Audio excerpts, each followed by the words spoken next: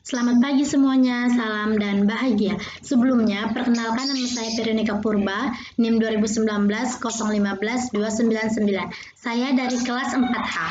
Yang saya hormati, Bapak Anang Sudikdo, SPD MPD, selaku dosen pembimbing lapangan saya. Adapun tujuan saya di sini yaitu ingin mempresentasikan mengenai pengelolaan pendidikan di SD Negeri 106873 Gunung Pamela, di mana SD tersebut merupakan SD tempat saya melaksanakan magang 1. Baiklah, untuk pengelolaan pendidikan ini sendiri, itu terdiri dari 6 komponen atau 6 pengelolaan. Di sini saya akan menjelaskan satu persatu dari ke-6 pengelolaan tersebut. Pengelolaan yang pertama yaitu pengelolaan kesiswaan. Untuk pengelolaan kesiswaan sendiri di sini yaitu terdiri dari 7 kriteria. Yang pertama yaitu pedoman penerimaan peserta didik baru. Pedoman penerimaan peserta didik baru harus sesuai dengan surat edaran dari pusat, provinsi, kabupaten, Dikpora Sumatera Utara, dan Kepala Dinas tentang penerimaan peserta didik baru. Yang kedua yaitu pedoman orientasi peserta didik baru. Untuk pedoman orientasi peserta didik baru di sini, pihak sekolah menunjukkan lingkungan sekolah dan budaya sekolah melalui bentuk video. Karena situasi saat ini pembelajaran dilakukan secara daring atau secara jarak jauh, maka proses orientasi peserta didik baru juga dilakukan secara daring. Pihak sekolah telah mempersiapkan video yang dimana video tersebut berisi mengenai lingkungan sekolah, budaya sekolah, peraturan yang terdapat di sekolah tersebut, keunggulan sekolah, serta juga memperkenalkan para tenaga pendidik mulai dari kepala sekolah, para guru, staf, dan pegawai.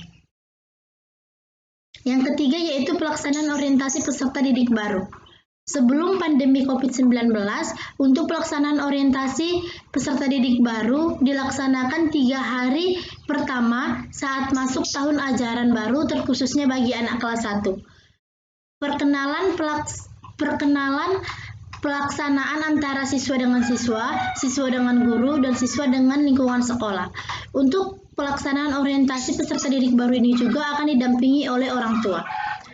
Namun, akibat situasi pandemi saat ini, pelaksanaan orientasi peserta didik baru dilakukan dengan metode lain, yaitu dengan secara daring.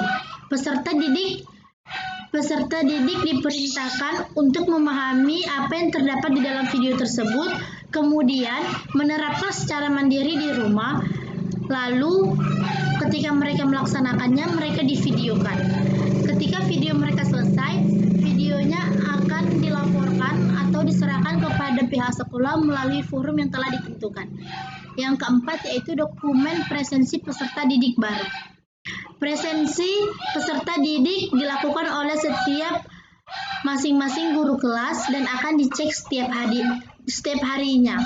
Namun saat pandemi seperti ini pembelajaran dilakukan secara daring, maka untuk presensinya dilakukan dengan cara melihat keaktifan siswa dalam proses pembelajaran serta dalam pengumpulan tugas-tugasnya. Yang kelima yaitu pelayanan peserta didik atau bimbingan konseling, pelayanan perpustakaan, dan koperasi siswa. Yang keenam yaitu pelaksanaan organisasi di sekolah atau kegiatan ekstrakurikuler. Yang ketujuh yaitu jadwal piket siswa di kelas. Untuk jadwal piket siswa di kelas sendiri di sini yaitu telah ditetapkan oleh wali kelas mereka masing-masing. Yang kedua yaitu pengelolaan kurikulum. Untuk pengelolaan kurikulum di sini yang pertama yaitu jadwal mengajar pendidik. Jadwal mengajar sudah ditetapkan atau sudah dibuat sejak awal tahun ajaran dan tertempel pada ruang kantor guru. Untuk jadwal guru mengajar akan tetap setiap harinya, namun ada sedikit perubahan akibat pandemi COVID-19. Untuk jadwal pertemuan tatap muka atau secara luring telah ditentukan oleh sekolah. Sekolah SD Negeri 106873 ini telah menetapkan bahwa jadwal guru mengajar secara daring 3 hari dan secara luring 3 hari. Namun untuk harinya telah ditentukan oleh masing-masing guru kelas. Tiap harinya yang mengadakan luring yaitu 2 kelas dan untuk waktu belajarnya hanya diberi jatah selama kurang lebih 2 jam. Yang kedua yaitu jadwal mengajar ekstrakurikuler. Untuk jadwal mengajar ekstrakurikuler sendiri di sini telah ditetapkan untuk hari dan kegiatan Yang pertama yaitu untuk hari Senin yaitu kegiatannya keagamaan atau TPA, untuk hari Rabu yaitu kegiatannya kepramukaan, untuk hari Jumat yaitu kegiatannya keolahragaan atau ekstrakurikuler pilihan, dan yang untuk hari Sabtu yaitu kegiatan gotong royong kebersihan lingkungan sekolah. Namun, untuk masa pandemi saat ini, program atau kegiatan ini tidak dilaksanakan atau ditiadakan. Yang ketiga, pengelolaan personalia. Pengelolaan personalia di sini terdiri dari dua, yaitu daftar urutan kepangkatan tenaga pendidik dan yang kedua daftar urutan kepangkatan administrasi. Untuk daftar urutan kepangkatan tenaga pendidik di sini yaitu dimuat dalam data dan ijazah kenaikan pangkat tenaga pendidik yang diupload di aplikasi SIMAKNEK dan SINONAKU, ditempel di ruang kepala sekolah. Dan untuk daftar urutan kepangkatan administrasi juga termasuk di aplikasi SIMAKNEK dan SINONAKU. Yang keempat yaitu pengelolaan keuangan. Yang pertama, papan informasi keuangan sekolah. Itu telah terdapat pada papan pengumuman yang tertempel di setiap depan ruang guru. Yang kedua yaitu sumber pendanaan sekolah. BOS reguler atau pusat, BOS kabupaten mengajukan proposal ke Dapodik beasiswa. Yang pertama yaitu PIP, yang kedua Basnas, yang ketiga BSM. Yang kelima pengelolaan hubungan masyarakat dan sekolah.